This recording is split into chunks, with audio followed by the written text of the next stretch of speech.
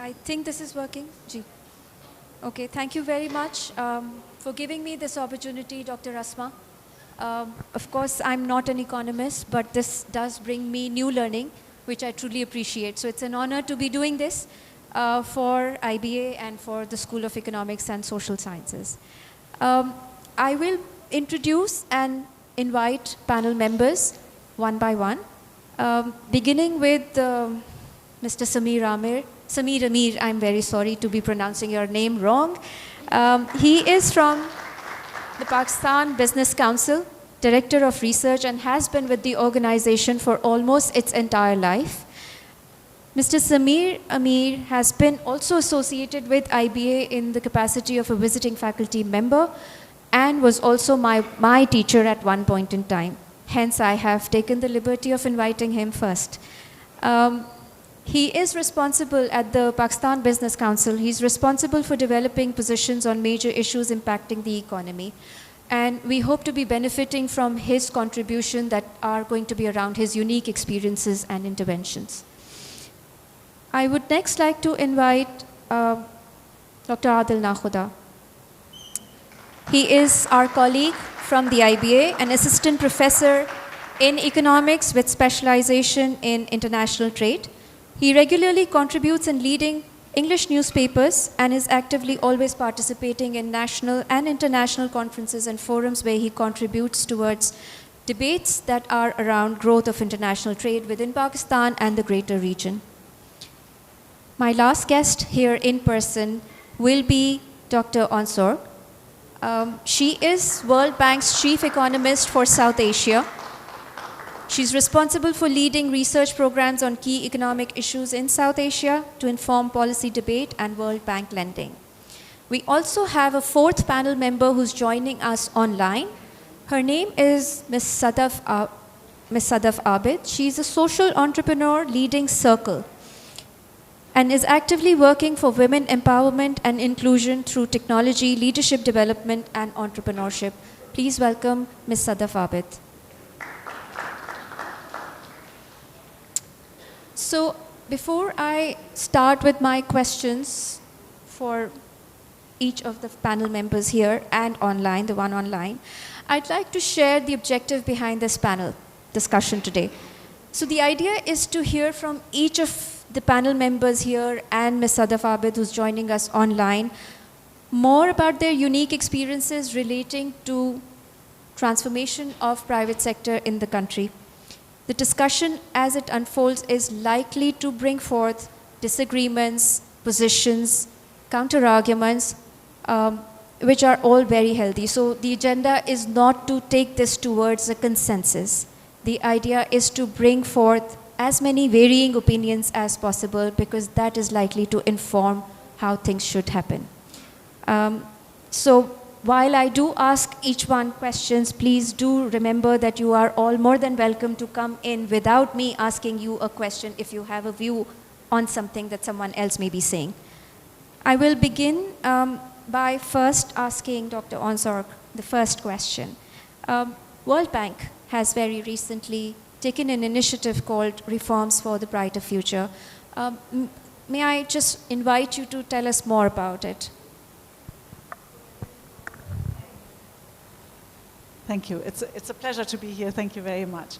Yes, the World Bank's Reforms for a Brighter Future is a campaign to build support, broad-based support for reforms. For reforms that are really, in keeping with the campaign here, that are really about a structural change, about a break with the past.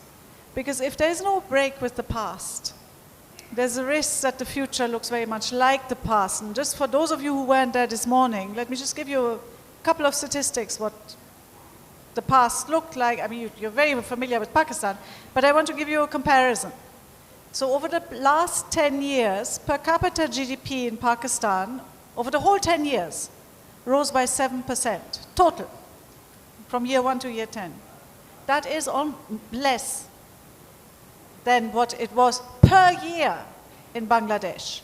In Bangladesh, per capita GDP rose by 8 percentage points per year on average. Not over the whole period, per year. That's the past. Hence, the hope for a brighter future.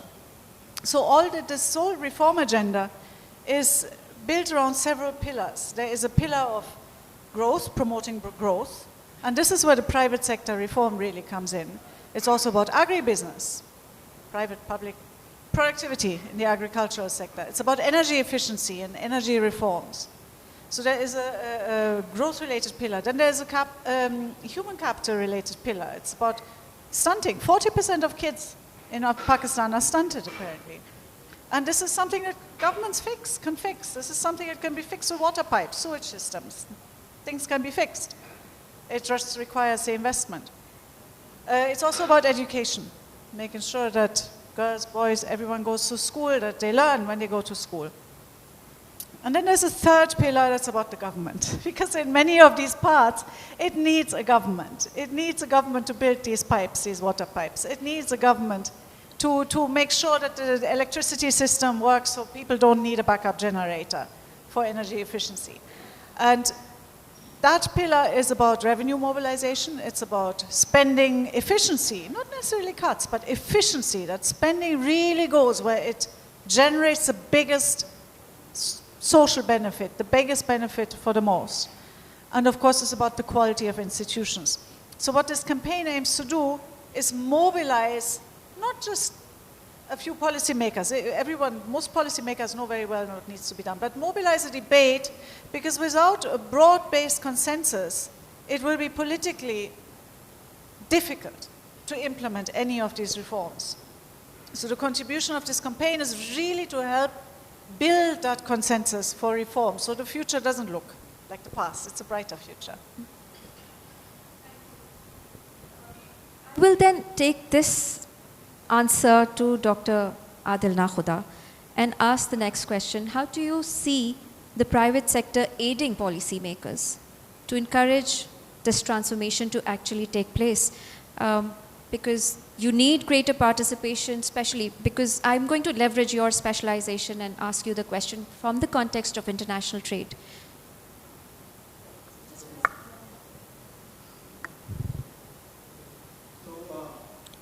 So thank you for this invitation, for providing me an opportunity to talk here. So one of the keys, I'll list some of the points that the private sector needs to undertake in order to ensure that it grows and becomes successful traders or exporters. That's what we want, actually. So one of the first point that I want to stress on is digitalization, which is key, right? The need to provide better access to information on trade practices and procedures, which is essential to boost productivity of firms. So smaller firms tend to lack information on trade procedures and processes, which creates a lot of delays at the border as well as challenges for a lot of firms, right? So according to the Digital and Sustainable Trade Facilitation Survey, Pakistan has made recently significant progress with the introduction of the Pakistan Single Window. Several trade-related procedures and processes have now become online and digitalized, which is a big step for Pakistani businesses, as it makes it easy for them to take part in trading activities. However, we still have to do a lot. There is also this concern that a lot of our free trade agreements are now outdated. Unfortunately, we have not really signed those signed free trade agreements. Like we've seen that a lot of countries in our region have signed them, like we have the RCP, etc., going on around us. But the other thing is that a lot of our agreements are shallow in many ways. The new agreements, what we can call the modern era agreements, are deeper in that sense. Then there is this better export and import linkages, which we need to get into. Participation in regional and global value chains. According to United Nations ESCAP's Regional Integration and Value Chain Analyzer, Pakistan's participation in global value chains is about $6 billion. Compare this to Vietnam, India, and Thailand, all exceed $100 billion now. Pakistan primarily focuses on forward linkages, where our inputs are being converted in other trading partners, instead of the value-added activities going on in Pakistan to make them exportable. On the other hand, the Southeast Asian countries, in particular Vietnam, have participated in GVCs through backward linkages. So now the next point is about the reducing tariffs, right? We need to reduce our tariffs and eliminate the anti-export bias that the World Bank usually talks about. So our focus must shift, again, we must shift our focus towards satisfying the needs of the consumers by providing the consumers with the cheapest products at the best possible quality. So if you look at East Asian countries, they have actually invested in that. They have increased the quality of their products by ensuring that the products meet international standards that are actually demanded by consumers abroad in like more developed markets. We don't talk about standards in Pakistan, unfortunately. So we have one of the highest tariff rates, and we have almost non-existent, non-tariff measures in trade-related, which affect our exports. Then the other point is the role of SMEs, which needs to be enhanced. We have about 5 million SMEs in Pakistan, which represents about 90% of the business enterprises, the private business enterprises, and contribute to about 40% of GDP. 35% of exports, of the manufactured exports, are generated by SMEs, and about 80% of the non-agriculture workforce is SMEs. Unfortunately, SMEs are unable to participate in exporting activities. They lack certifications, something that I've raised earlier. In East Asia, we see that the SME sector is highly vibrant. They have undertaken a lot of certifications. They have done those activities to ensure that they become successful exporters. And then the last point that I want to stress upon is the role of academia. And it must be increased in aiding policymakers through collaborations with government and industry to devise the best strategies to increase participation of firms in international trading activities. Unfortunately, universities have not done much to develop the necessary sustained research linkages with industry and the government and policymakers. This gap needs to be bridged between the industries and government in understanding the complex nature of international trading activities. So with that, it is important that this discourse that we are doing currently, this goes on, right, with more such seminars and activities and conferences, right? So that's... There are two things that I've picked up from your answer, Dr. Nakhuda. First was Pakistan's dismal performance in the export domain. And the other was the industry is not really doing much for making this consumption market a better place. Whatever is being offered for consumption is substandard. It is really not for the benefit of the ultimate consumer. The second part is very close to me because I am a consumer researcher. I'll come to the second one later, but I'll talk about the first one first. I've been listening to a lot of talks, videos, viewing videos, and reading up while I was preparing for this panel session. And what I came to understand was that while there is a lot of discussion about doing more to improve exports, it comes it's more like a reaction to a very import-intensive economy. So grow export because you should not be so import-intensive. Are those two really going together? And my question is to you, Samir Saab. Are the two really more opposites? Do we want to improve exports because we want to reduce imports? Or are we also thinking of import substitution as a possibility alongside improving exports? Thank you, Dr. Saima, for having me here today. Very interesting debate we've been hearing. I would like to thank Francisca. She was at our office a few months back when the program was originally being formulated and private sector input was being taken on it for the World Bank project that she represents in South Asia. The entire issue that we keep hearing about is that the World Bank, the private sector is interacting. However, all the execution is done through Government of Pakistan institutions, which means that they may be talking to some of the best private minds in the country, but when it comes to actually getting something implemented, they have to, because of their own rules, regulation, charter, or whatever you may call it, have to work through the government organizations. And there, the priority may probably not be the same as the World Bank wants or the private sector is looking for. So whether it's education, health, infrastructure, they have to per se work through the government, and that is where the problem comes in. The IFC is slightly different in the sense that the IFC, the International Finance Corporation, which is a part of the World Bank group, has this option of working directly with the private sector. So the organization that I work for, the Pakistan Business Council, was originally supported by the IFC through what they called an Access to Business program. 6 countries were a part of it. They were based out of Egypt, and the PBC is the only one that survived and grew. So 1 out of 6 is not bad when it comes to funding. Coming back to Dr. Saima's talk about uh, whether exports and import substitutions can go at the same time. We've been doing a lot of work on Pakistan's FTAs, Pakistan's competitiveness. We've been looking at it, what needs to be done. We've traveled frequently to India. Our counterpart in India is a confederation of Indian industry, which has been around for more than 150 years in India. There the government listens to the private sector. So they would actually tell us that if Mr. Modi is traveling to, say, some country in Africa, they would invite the business community to come and talk to the Prime Minister and tell them why, what needs to be done on the business side of it. So they would have a half-a-day session, one-on-one session with the Prime Minister, so that when the Prime Minister travels, he knows what he has to talk about and what is good for Indian industry as such. हमारे यहाँ in our context, what we see is that the FBR uses, or the government uses, tariffs as a means for revenue generation. Globally, when you look at tariffs, they are used for promotion of industrialization. So whenever there is a resource crunch, the government looks at what is being imported, and then they put in or increase the duty on, put in a duty on it or increase the duty on it, not appreciating that raw material is what was being imported for conversion into consumption for the local as well as the export markets. So globally, when you go in, tariffs are the lowest or nearly zero on raw materials. They're slightly higher on the semi-finished or the component part of it. And they are the highest on the finished articles that we import. Dr. Adil talked about Pakistan's free trade agreements.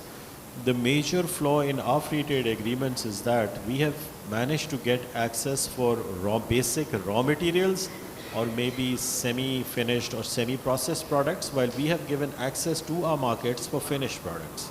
So our industry, which should have used, say, China or Malaysia for getting in cheap raw material or for getting in cheap semi-finished products or components and converting them and re-exporting them, we are flooded with imported products, finished products from those markets. So it's basically a no-brainer that our industry can never develop. So we are also not in favor of blanket protection for the domestic industry. There always has to be a sunset clause that the industry has to sit with the government and tell them we need protection for X numbers of years. And after that, we will enter the export markets, and there should be a penalty on industry if they're unable to do that. Unfortunately, nobody thinks that way. In 1984, probably most of you were not even born at that time, Pakistan started to assemble a Suzuki FX car, 800cc car. This was 1983, 1984, and we were promised that this was the start of the auto industry in Pakistan, and Pakistan is going to start exporting finished cars out of Pakistan in the next 10 years. So that is really 40 years ago. And we are still not really exporting cars in the classic sense of the word. And then you would talk to the industry and they would say, no, when we reach 40,000, localization will take place. When we'll reach 100,000, localization will take place. Now the number that is being put out is 500,000 cars. Our market is not big enough for that. So we keep going back and telling the government, okay, let's use Pakistan as an assembly hub for light engineering products. Allow them to import tariff-free, allow them to export, take them into special economic zones, give them an even playing field, and let the industry develop. We talk a lot about the Vietnam story, but Samsung alone is 25% of their exports, and Samsung isn't really buying anything local other than the labor that they use. And so their trade surplus is not even in double digits. So we need to somehow the other overcome this, that if it's exported out of Pakistan, it has to be 100% a Pakistani product.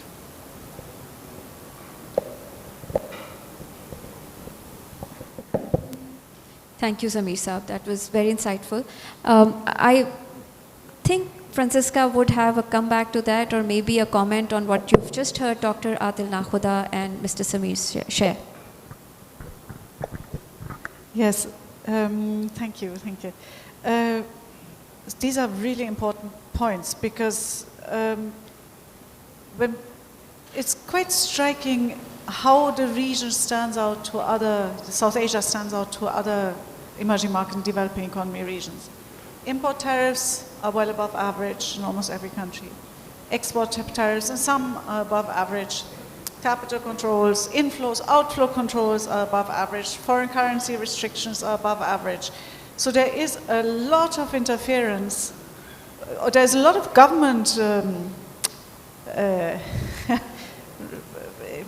interference is maybe too strong a word, but there's a lot of government activism on controlling all these external flows. And every time you have this government activism, it constrains the private sector. And it's actually very important what we just heard, that yes, the tariffs are an easy source of government revenue collection because customs works usually because of all these tariff revenues. No?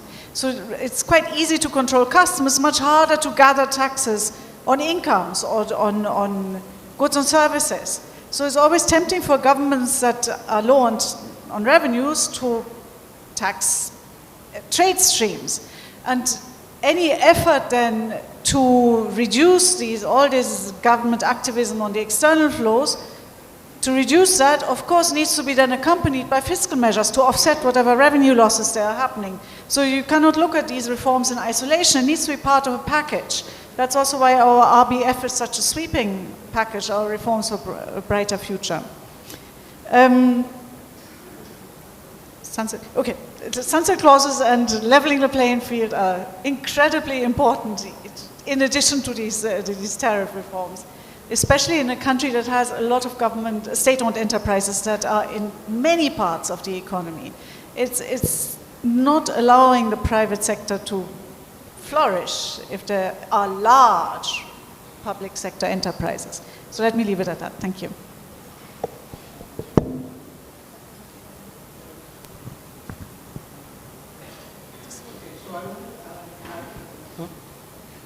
I want to add a couple of points here. So one thing that we need to talk about the mindset, right, of the private sector. Unfortunately, we have been very dependent on a few things. So we need to embrace competition and foster innovation. That is one thing the government must do, and understand that the competitive pressures are important in this, to develop, to make sure that we are successful exporters. So the idea here is that exporting activities are often undertaken by the most productive firms. Right, so it's the most productive firms that are able to expand their international trading activities and participate in trade. And it is important that they are the most innovative as well as the most successful firms, right? So we need to, make sure that those unsuccessful firms, right, the government should be able to make sure that they are forced to exit. If you're not competitive, you need to shut down. That's one of the ways to solve this problem. We can't have unproductive firms keep on creating these issues for us. So innovation is very important in that sense. We need to build capacities of the firms to ensure that they are innovative. They bring in new products, they churn in new products, they make sure that they are adding as well as deleting the products that are becoming redundant. Right? So we see a lot of products that one company may be making for the last 50 years, and it's become very redundant. Nobody's buying those products. Right? So that they need to now add new products, bring in new innovation into this. So firms need to adapt to new challenges that are present in the industry, instead of relying on government incentives and subsidies, etc., especially in a country that faces a balance of payment crisis every 3 years. So just as employees are required to adapt new skills, to undertake new skills, right, to go into new training, etc., firms need to develop and to get new machinery and keep themselves updated with the needs of the changes and the demands of the consumers, right? So this point here is that Pakistani exports, they tend to be they're less sophisticated, and they're commonly produced by other countries. So we see a lot of substitution in our exports. When we face these exchange rate crisis, right? So when we have this exchange rate, the currency changes in that sense. It's not so what we see is that due to that price competition or whatever it is, we end up losing our exports, right? So we are very subject to a lot of this volatility in the exchange rate. And lastly, government policies we must ensure the limiting the smuggling of goods, right? One of the biggest things that we see is that there is a lot of informal market in Pakistan, and a lot of goods are substandard goods, unfortunately, are smuggled, which take away a lot of space of the formal producers, right? So that is one other challenge that we need to take into account, is the smuggling of goods that happen.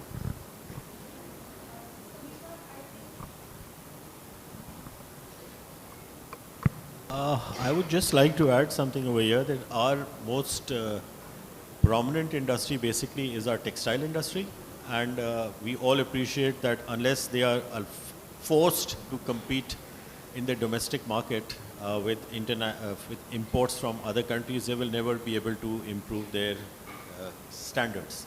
So we see that whenever Pakistan exports, whether it's to the European Union or the USA, the per unit price that Pakistani products get is really nearly at the bottom of the table.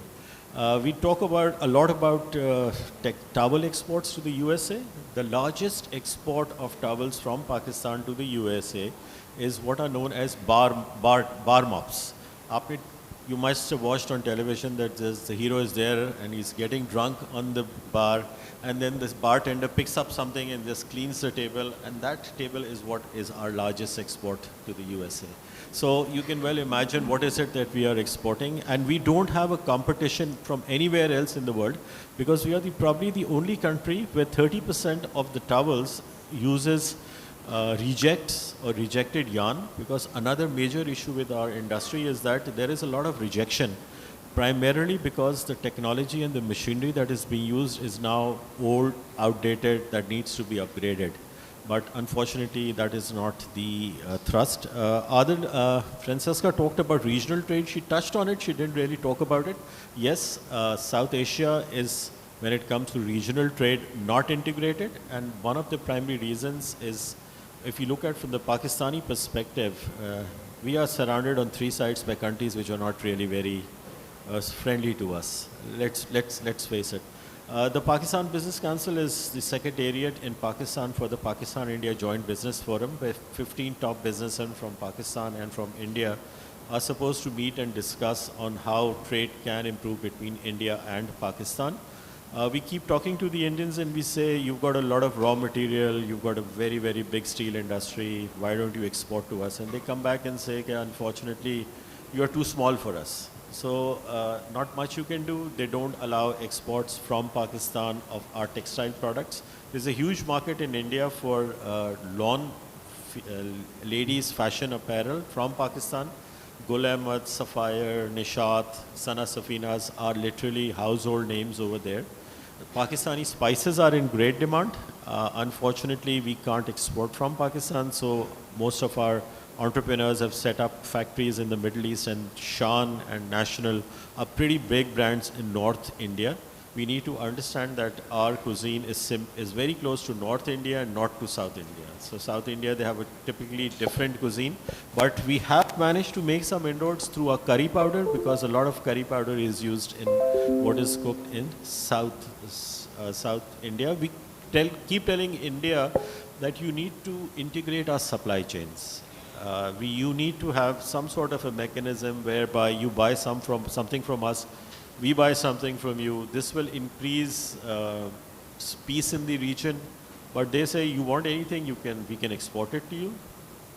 But when the time comes, suddenly there is tension on the border, and they stop supplying products to Pakistan. Unfortunately, we don't have any leverage on India. The Iran-Pakistan-India gas pipeline and the TAPI, the Turkmenistan, Afghanistan, Pakistan, India gas pipeline was also supposed to give some sort of a leverage, but the Indians walked out because they didn't want Pakistan really to have any sort of leverage on anything that they import. We also talked a lot about getting machinery from India, and then they would come around and say, I'm sorry, we can't, because we are licensed manufacturer and our principles don't allow us to ship any product to Pakistan. Unfortunately, since 2016, the Pakistan-India Joint Business Forum hasn't been able to meet because of the change in the Indian government and the attitude. which flows with it. We used to always advise our members that if you need to export anything to India, don't export it to Mumbai port, because Shiv Sena and BJP are there, and a lot of problems would come in the customs if they exported into those ports. SARC is really dead in the water, for the simple reason that although SARC allows a 5% tariff on inter-SARC trade, what India has done is that they have signed free trade agreements with Bangladesh and Sri Lanka, who are the other major markets in the region, and they have given them zero access and taken zero access. So basically Pakistan is, the SARC is there, but it's not going to be operationalized as long as the SARC member countries have got FTAs amongst themselves. So bilateral FTAs have impacted the multilateral FTA, which was SARC. So a lot of work needs to be done, yes. India is right next door. India is the biggest source of spices for our spice industry, but everything has to come through in Dubai, so that increases the cost, but it's just the way it works in South Asia at the moment. I hope that in the next 5-10 years things improve, but I don't really see it happening, but we should always hope for the better, that something might change in the coming years, and regional trade may become very big, because regional trade is basically the next big growth opportunity for Pakistan. So if we were to summarize everything that has been discussed so far, export definitely demands attention. It is where growth can potentially happen, or can bring in the right source of development for the country, but then the region has to also play its role if that has to happen, really. So reforms very much are welcome, but maybe the implementation is going to be a huge challenge, because this country is very volatile when it comes to politics, when it comes to geopolitical situations, and so that volatility doesn't allow you to really put things into action. We continue to talk about stuff all the time in the academic circles, in the practitioner circles, but then the bigger question is, how will it actually happen on ground? Which was the reason behind this panel discussion, because we have representation from the private sector, we have representation from academia, and we have representation from a world body. Best minds here, best associations here. I mean, where are we going with this? How will this happen? Anybody can answer. I'm happy to answer. You know, it's difficult with regional trade agreements. I agree. In 2016, we did a study, and South Asia really stands out with the lack of regional integration. I just know even Africa has more regional integration than South Asia. It really is an outlier. And it's going to get harder by our estimates. So we've done an estimate of what potential growth, the long-term sustainable growth or sustained growth, for the world is going to be, and that's going to slow down. So unless Pakistan manages to get market share, the headwinds are growing. It's going to get harder and harder to grow on exports, which puts the burden of growth, prosperity essentially, on domestic drivers. And domestically, that means productivity gains. And productivity gains means better technology, better, more efficient use of factors. And well, technology often comes from abroad. If you have high import tariff, I think both of you have mentioned that, it makes it hard to have that technology that brings the productivity gains, which means a lot of the productivity gains have to be homegrown. But there are benefits to be reaped. If you think back to my presentation on energy efficiency, for example, I mean, the region uses twice as much energy per unit of GDP as the rest of the world. And there are large gains to be had simply by switching off. By just switching off the AC when the room is empty, that kind of thing. So there are homegrown things as well that can be done to improve productivity and generate a bit more efficiency gains out of that can then be used to employ more people. Thank you. Samir Saab, I'll come back to you. As a member of the Pakistan Business Council, a very critical member, you're the leadership at Pakistan Business Council. I'm an employee, not a member. So, sorry. I'm a part of the Pakistan. Right. What critical steps is the council taking to transform the mindset of the private sector so that there are better jobs, there's greater economic progress, there is more development, overall positivity? We've so far only talked about everything very depressing. No, no, it's not, everything is not all that depressing. We've got 225 million people in this country. Majority of the population is young, which means markets and future markets are there in this country. We have got some really good educational institutions from which R&D is coming through. We've got a great diaspora outside the country. All we need to do is put tweak a few things. For example, the role of the informal sector, which disturbs the formal sector, which means that there's a difference between a job in a service sector and a job in a manufacturing sector. Manufacturing jobs are much more stable. They allow documentation of the workforce. And once the workforce gets documented, there's an option to get benefits from the government for that. It also helps the government because the formal sector pays the taxes. You move somebody into a retail shop, then you don't know whether he's getting the minimum wage or not.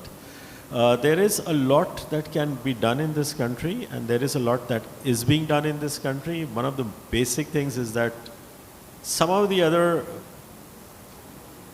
most people in this country have lost faith in the country. We need to reverse that. We need people to believe in this country the day they start to believe in this country. I mean, 10 years, 12 years ago when we used to travel to India, they were nowhere near us. All right? When you talk to people, you could actually see that, you came from a country where the people were better fed, they had better social indicators. Now it's all gone down, but it just doesn't mean that that is destined. We can always reverse it. What we need is stability in government policies. I'm not saying we need an authoritarian government or a democratic government. All we need are stable reforms, a reform package which is stable and people can build around it. The 1991 example of India, we can look at it. The BJP, then the Congress, then again the BJP, they did not change the policies when it came to opening up India. So after 10, 15 years, we are now seeing the results. Pakistan also needs stable policies, and we will get there. It's not an issue. We've got a lot of resources. Unfortunately, currently we are forced to use charcoal, which is not really the best fossil fuel in the sense that it creates a lot of pollution, but options at the moment are not there. Pakistan has been talking to donors and funding agencies since the 1990s when Thar was originally discovered.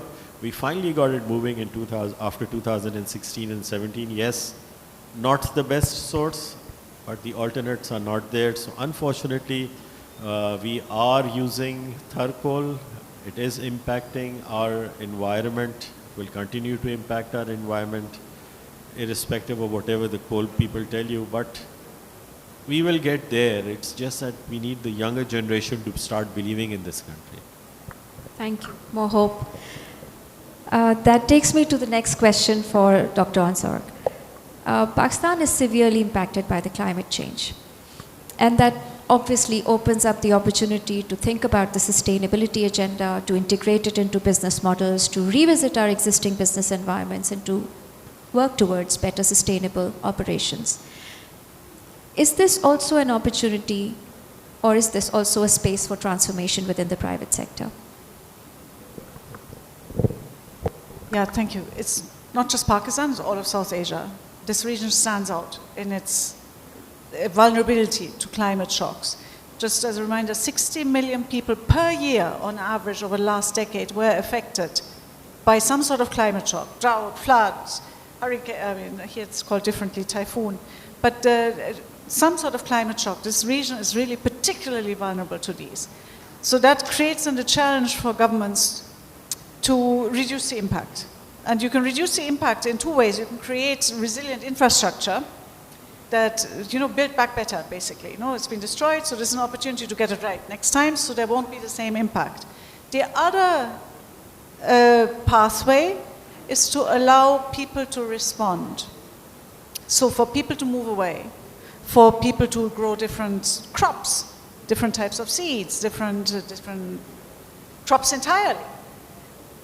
And the disaster can then be the opportunity to get it right, get the incentives right, to allow households to change, or farmers to change, or firms to change. So really facilitate for people to adjust, and that is done through access to finance.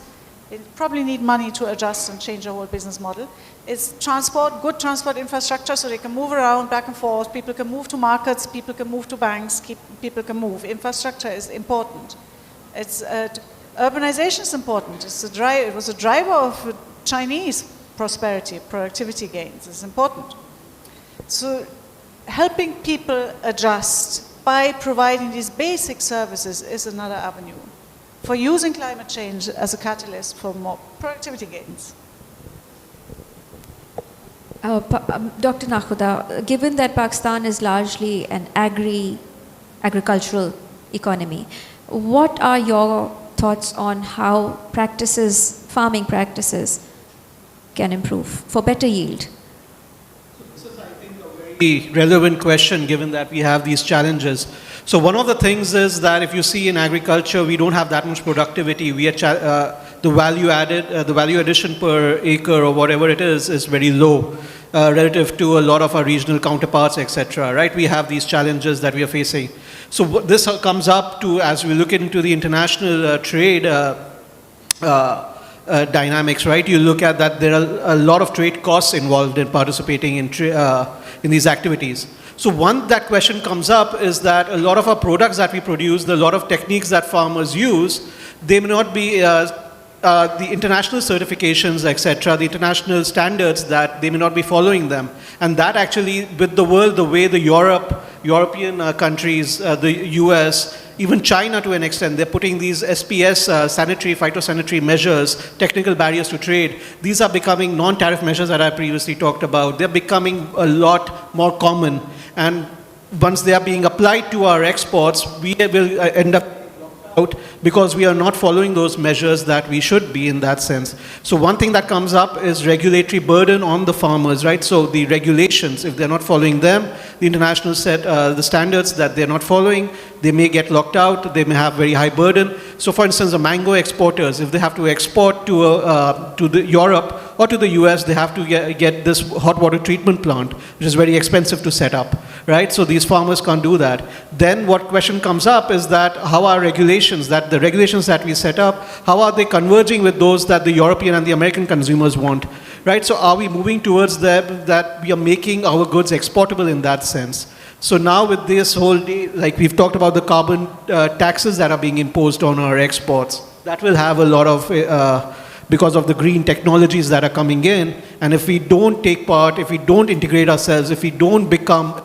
oriented, we will end up locking ourselves out from opportunities. Right now, we may find them as opportunities exporting to Europe, but eventually if Europe introduces standards, certification, conformity assessment requirements, they may lock us out and they may not even buy our products in the next 10 years. Are we thinking about that as a consequence of not being able to export right now?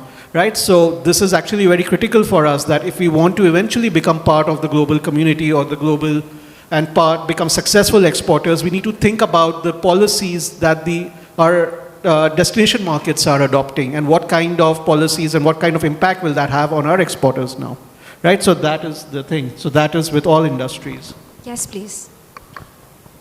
I think in this country we underestimate the importance of IPR, intellectual property rights. It is a major issue in our agriculture in the sense that the high yield seeds are not available to our farmers, because the seed companies don't want to bring those seeds into Pakistan just to have those seeds being, in the next year, being locally, I don't know the term that they use for it, is that you make fake seeds out of what they originally send you.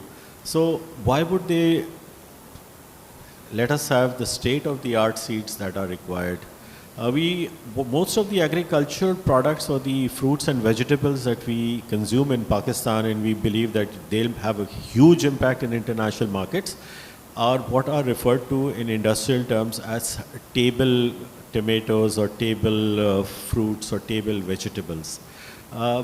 They can never go up to a level where Pakistan can become a serious player. So most of us would remember that Egypt was famous for its rice, and because they would flood the Nile Delta and they would grow rice over there, Egypt is currently the largest exporter of citrus in the world.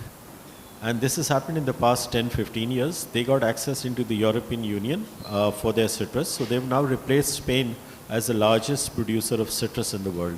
That could only happen if they put in industrial scale agricultural practices into place. Same is the case with tomatoes, and Adil talked about mangoes. There is a special type of mango which is known as Alfonso. An Alfonso tree doesn't grow very tall. It's a 7-year, you have to wait for it to start fruiting after 7 years. It's about 7 or 8 feet in height and very, very fruit rich. But if I was to give you an Alfonso in Pakistan, you would say this is not a mango. But that is the product for which there is a demand globally. We need to adjust our agriculture to benefit from the opportunities which are there. Yes, we have great tasting fruits and vegetables, but we can never increase the yield or the quantities that we'll become a serious player. To do that, we need to go into industrial. So for example, somebody was telling me that the peas, matar, for it to be processed on an industrial scale, it needs to have 7 pods in it. 7.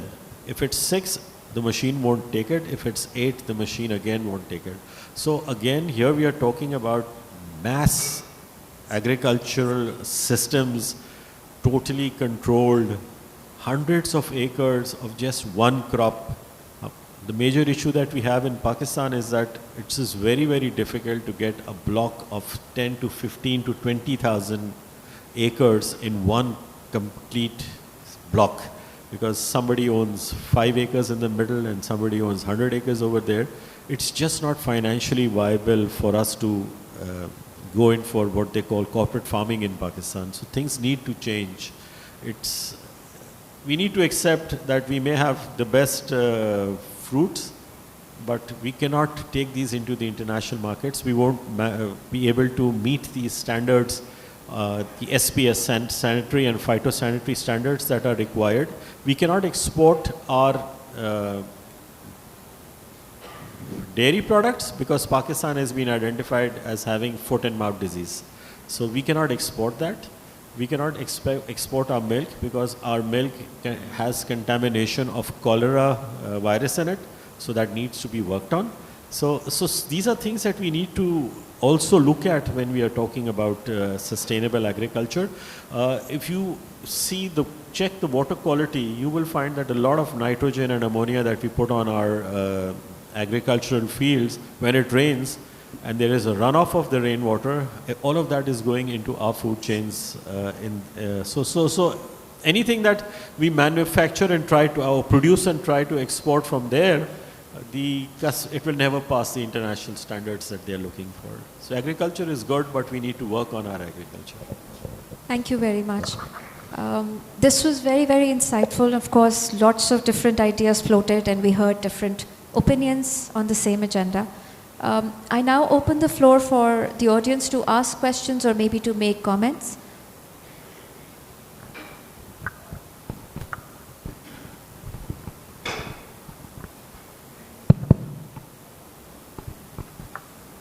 Yes, from the academic side, I've been following private sector development strategies for 25 years now, and whatever is being said on this forum has been repeated ad nauseum. Now the question is that what is the pathway for unlocking these reforms? Who is going to bell the cat, or who is going to take the lead in initiating these reforms? I mean, now it is very well documented what are the constraints to export diversification. adoption of digital technologies, skilling of the workforce. There are reports and theses and, studies, commissioned studies on it. So, I mean, my question is, what sort of conversation takes place in the chambers of commerce, for example? I mean, those are bodies that should be very, very concerned about the state of manufacturing and exports in Pakistan. But why is something not happening from the private sector side also? I mean, how long are we going to blame the government for not, letting the private sector reform itself? Thank you.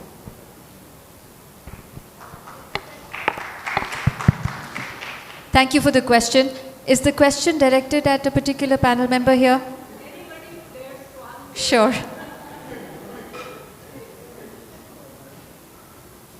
So coming from a private sector perspective, the Pakistan Business Council is not a chamber, nor is it registered as a trade association. I can comment. I have had the opportunity of working with 12 different chambers trying to find out how they operate. Most of the chamber leaders are really not practitioners themselves. All right, so they are elected because of their community or whatever basis, connections. So that's number one. Number two is that most of the traders, especially the chambers, they've got what, when you talk to the government, the term they use is shutter power. That if there is some government effort to bring them into the tax net or to formalize them, they will just pull their shutters down, lock their shops and say, we are on strike. So we've seen it lately when Mifta Ismail tried to put in that 3,000 rupees a meter tax, he had to withdraw it. And they have over the years become very, very strong, and they've managed to lobby, and they've managed to set up a nexus with the government functionaries. Coming back to your question, who is going to bell the cat? I think at some point in time, the people of Pakistan and the decision makers, policy makers, the entire problem in our country is that every 3-5 years, you need to go for elections. And once you need to go for elections and you have a minority government or you have a coalition government, a lot of compromises have to be made. I'm not saying we need an authoritarian government, I'm not saying that. But there needs to be a consensus among the political parties that this is where we want to see Pakistan. We have been at it since 2011. We have talked to, in 2011, there were 5 major parties, the PMLN, the Pakistan People's Party, there was Awami National Party, there was MQM, and there was Jamiyat-e-Ulama Islam Fazlur Rahman, who were the top 5 parties in 2011. PTI had not come, was not an electoral force at that time. So you would go to them and you would talk to them and they would say, yes, we need to have privatization. You would talk to them, yes, we need to have reforms. But we cannot say it on a public platform because our constituents are traders or, they would come up with some excuse. So we've been at it. We did an analysis in 2013 of the election manifestos of the various parties, looked at 5 key areas where reform was required. The PMLN was higher than the PTI, and the PTI got upset because Asad Umar was a past chairman of the PTI, but that is what the manifesto said. So we again tried in 2018 to try and build a consensus. We've been at it, so they will all talk, all of them really all of them know what needs to be done. All right, there is no, they may not agree with how it has to be done. So everybody talks about SOEs. So the PMLN would say, yes, we need to privatize them. The PTI would say, no, we need to fix them first before we privatize them. The PPP has got a socialist agenda, so they would say privatization is off the table. But the other 2 parties, yes, they can build consensus in the assemblies and say, yes, we need to get this 1 trillion rupee a year drain has to stop. Unfortunately, they can't get around to agreeing on economics, because unless they agree on economics, and there is no harm in getting the establishment also being a part of that deal. So we know where the establishment operates in this country. So they also talk about it and they say, yes, we appreciate that. But the political consensus has to be at a national level. Unfortunately, we are not seeing it so far. And in the interest of the country. So Dr. Ansarg. Thank you. The question is important, and your answer about the how is just as important. So, but this is not just about Pakistan, this is the problem everywhere. No? Every finance minister, every economy minister has shelves full of reports that analyze reforms. Everyone knows what needs to be done, but it doesn't get done. It's the world over, it's something that happens. The reason it doesn't get done, of course, is that there are losers to every reform in the short term. And what needs to build over time is a social consensus who the loser should be. And how they should be compensated. So, for example, it's a no-brainer that there should be no fertilizer subsidies basically on the economics. Yeah, they create wasteful use. 50% of nitrogen is apparently wasted just down the drain. Poisons all of us. Completely pointless. If there was a price on fertilizer, we would be healthier and the farmers would make more money and the government wouldn't be wasting so much money. It's a no-brainer on the economics. The reason the fertilizer subsidies are still there is it's not about economics. It's about who pays the price for the efficiency gain, the health gain, the productivity gain, the revenue gain. Who is on the other side of that equation? And that's why this Reforms for a Brighter Future platform campaign, why the World Bank is doing that now. In order to build this consensus, it has to be broad-based, independent of any, whoever gets voted in or out or whatever. It has to become a social consensus that's really broad-based. So it's clear that the reforms benefit so many people that are clamoring for it, that the losers can be compensated. Thank you, Dr. Nakhoda. So one thing that we have seen is the indecision of the government, right? Even when this privatization, we talk about the PIA getting privatized, PSM, Pakistan Steel Mill getting privatized. There's already, the decision has been made technically to privatize them, but still we don't see the news that it's actually been privatized. There's still indecision in how to privatize, etc. The debate is still there, even though they have technically agreed on privatization of these institutions. But that's the thing. So one thing is that without political stability, I think the government indecision will always be there in that sense. We need this political stability, as has been highlighted in that sense, or a consensus that they basically go towards those policies and they stick to those policies regardless of who the government is.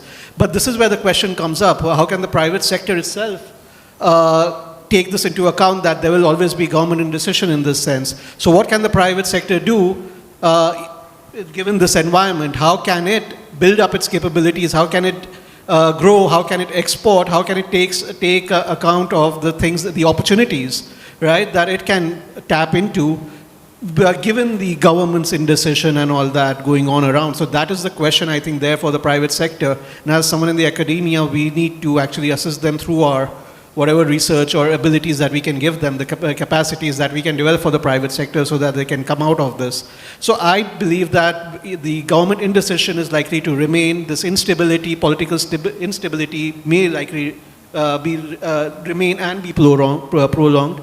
But in the end, the private sector will have to make those decisions, will have to develop its own capabilities so that it can prosper without, I guess, the government itself.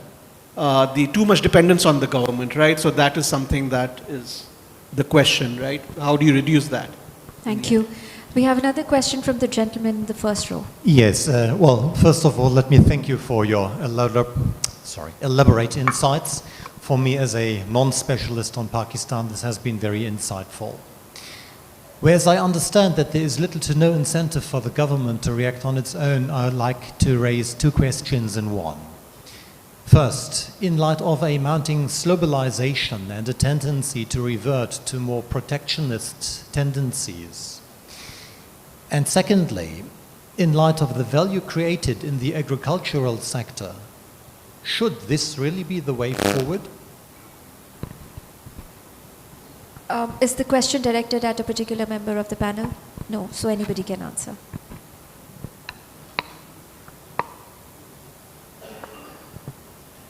So yes, we can see that there is a lot of protectionism in our major markets, in all markets globally.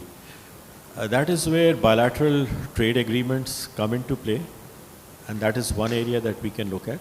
Coming back to Dr. Asma's question about consensus, in this country, there has been consensus on two major issues. The first one was war on terror, where all the political parties, the establishment, the army, everybody was on the same page. The second thing that has lasted or been through the governments is the social protection program known as the Benazir Income Support Program. So introduced in 2007 and 8 by the PPP, then continued by the PMLN, then continued by the PTI. The name may have changed and gone back to the original name, but the social protection program has continued. So there is consensus. So what we are saying is that consensus can be built. It needs to be built. And we have got some good examples of that. So yes, one issue, coming back to the gentleman's question, I'm sorry I digressed a little. Protectionism is going to be a major issue, but at the same time, with a population of 225 million people, we also do have some leverage. So we were talking to our ambassador in South Africa. Pakistan imports $1 billion worth of South African coal. So we would keep telling them that use this as a leverage and get access for our products. Similarly, the news that came in last week was that Pakistan is the largest export market for Kenya. Although it's just tea, but we are their largest export market. So why don't we leverage it? So trade diplomacy is something that needs to be looked at and something that needs to be actively pursued. Pakistan, if you are from the West, would be surprised to hear, does not have an official trade negotiator. That is a position which is there in most countries in the world where there is a dedicated person who negotiates on trade. Unfortunately, with us, we don't have that. So yes, our population, so a lot of people, when they get fancy, they start talking about an FTA with the European Union. And we keep telling them the EU is not going to sign an FTA with Pakistan because Pakistan is a very small market for the EU. And they would prefer to sign an FTA with South Korea or with India, because those markets are heavily protected. The Pakistani market is not really protected with tariffs and non-tariff barriers. So you talk to the EU and they would say it would be more useful for us to get access into the Indian market because our competitors can't get in. We get in because we have an FTA or we have a trade agreement with India. So the Indian 1.4 billion is a lot of people. And then aspirational market. 1.4 billion people with aspirations. So yes, India is, we are not getting that agreement. They come back and say we should negotiate with the US for a free trade agreement. The US is not going to sign a free trade agreement with you because if they give you access into their market for textiles, how can they say no to other countries? So we said we import a lot of soya bean from the US. Maybe we can sort of, give them special access, tariffs for US soya bean, and use their cotton that we import a lot of it to make garments and re-export. But then all this needs a certain level of intellect in the government itself, and here's where Dr. Asma's chambers should come in, and actively trade associations should come in and actively support the government. The academia needs to come in and support the government. It can be done. Again, needs to be done also. Thank you. I think we can take the next question, or do you want to respond? Dr. Nakata? I just want to comment on one thing. As a youngster, I would say that we have hope on this country, and we have high stakes because we have to live 30 years, 40 years here, right? So hope is not a plan. We just want to know the small and short-term, long-term and medium-term plans that we do not hear in this conference. हमें यही बताना, सुबह से यही बताया जा रहा है कि challenges हैं. So what are the actually plans that you people have actually reported or you people have worked on? Yes, please. Let Dr. Onsok start. Thank you for a very interesting question. I'm happy. Yes, please. That's exactly the question you should be asking. And sorry, I'm being a bit facile here, but my colleagues here actually have put together this Reforms for a Brighter Future. Is actually quite detailed if you read these notes. They're very, very specific, lots of statistics and lots of detailed plans. But in a way, what matters, everyone knows what needs to be done. What matters is that there is this public support for reform. Otherwise, it's very hard to do incremental reform, just top down. It really needs broad-based support. It needs people like you who are asking, let's get it done, who are saying, yes, we can. That's what's needed, because without, otherwise, for a government, it's just impossible to juggle these different interest groups. Yes, sure. It's actually a very interesting question that you've asked about these long-term, short-term, and medium-term plans, and we should. So even in someone who's studying trade, right, who does these trade policies and look at that, one opportunity that's opening for us in the next 10 years, 6 years, is Bangladesh is going to graduate from LDC and become a developing country, right? With that graduation, it will lose its everything but arms status by 2029. Now that is a big opportunity for our producers, textile producers, because Bangladesh is our biggest competitor in textiles. And if we are going to look at what they produce and the opportunities that that can give us, well, we need to talk about that. Those are the kind of opportunities that we are looking at in 10 years down the road, where we will say, okay, if these countries advance, they lose their trade status, trade preferences, concessions, because of the certain concessional tariffs that they receive, right, or certain concessional like duty-free access that they receive. They will, if they get, so if they lapse, then what happens? So these kind of questions are fit into our long-term, short-term, or whatever medium-term plans. If this is like next 10 years down the road, we need to be thinking about where Pakistan is going to stand, where our regional competitors are, and how do we try to achieve or tap into opportunities, such as when opportunities open up, right? But some changes in geopolitical environment or geoeconomic environment happens. How do we tap into those? Because this is all very, it's all very fluid, right? The geoeconomic situation. You never know what happens in the region due to certain conflicts. How do we tap into that? So the US-China trade war, that's a major, so for a lot of countries like Vietnam, Thailand, took that as an opportunity and started setting up businesses because they wanted to export to US goods which could not anymore be competitive when they were being exported, right? Anymore because US imposed tariffs on Chinese imports. Now, again, those are opportunities. Again, we need to have those planning in place, look into that horizon if certain things, dynamics change, right? So that's why it's very important to have that. And that's a good question. And I think policymakers should look into that. Thank you. Samir Saab will quickly answer. And I know there is one last question at the end here, but I'm also being told by the organizers to wrap it up. So we'll see if we can take your question. Otherwise, you could consult our panel. So to the gentleman who afterwards. just asked this question, I also say Inshallah is not a strategy. You talk to people and our businessmen and they start with Inshallah. I tell them Inshallah should be at the end after you've thought the plan out. What you can do, civil society has got a lot of power, and with the social media, civil society's power has multiplied. You don't necessarily have to get into political debate. You can see a lot of social changes that need to be brought in. Use the media and social and the civil society has to play its part also. It's an ongoing debate, but let's just take that one final question. Very quickly, please keep it short. Yes, it is very good question. And the question is from Dr. Francisca. Please, my question is, are we only the unlucky and unfortunate on this planet?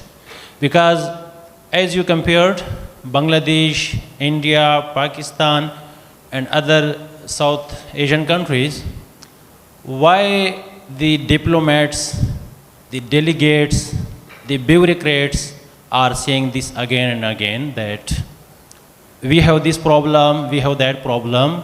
The people sitting here, these are all laymen. You people are the bureaucrats, you people are in the system.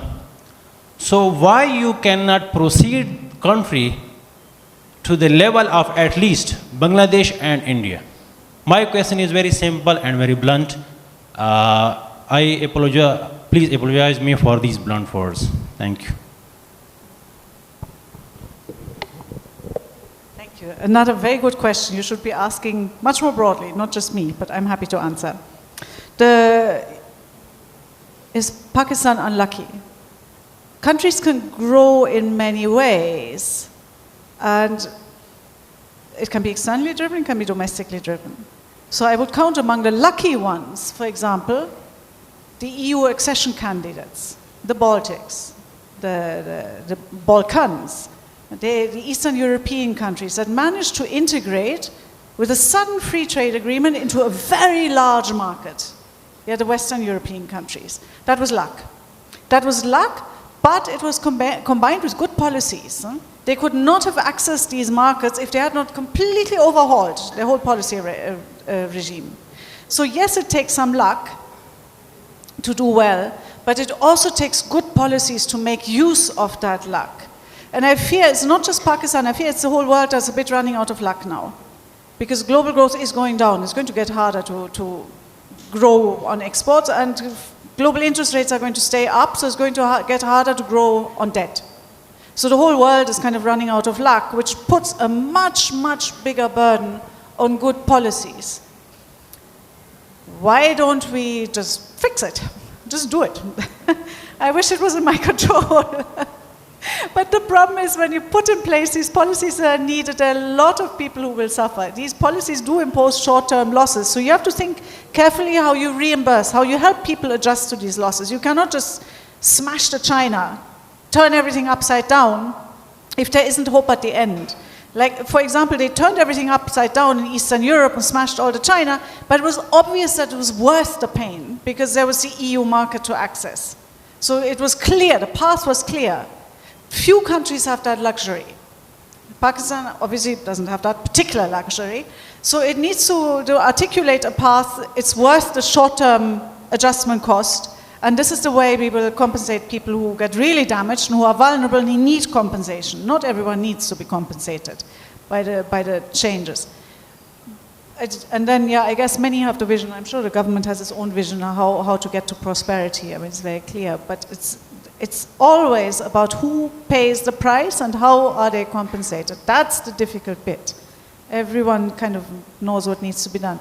And this is a calculation that's obvious, probably, to many, but that's very difficult to actually implement in practice when there is a broad-based backlash. And that's why it's really important to get this ground, to get people like you or your colleague to give that broad-based backing, that this is the way Pakistan should be going. Thank you. Dr. Nakhoda. We are very lucky if you look at our geostrategic location. We have the two largest populations on our north, east, and we have the world's energy reservoir on our west, right? So we can become that, we can provide that connectivity that they need, the largest population on our east and the world's largest energy reservoir on our west, right? The Middle East. So this is the opportunity, and again, this is the opportunity. We need to transform this into opportunities. We have luck in our side, but the challenge is, again, is to transform this luck into opportunity, and that is what we need. That's nice. Yeah. Thank you very much. Very grateful for all of you to be here, especially Dr. Onzog for being here, especially all the way from the US to contribute to today's conference agenda. I'm very grateful to the audience for being so patient and kind and for being so focused and staying with us throughout. I'll hand it back over to the conference organizers. Thank you once again.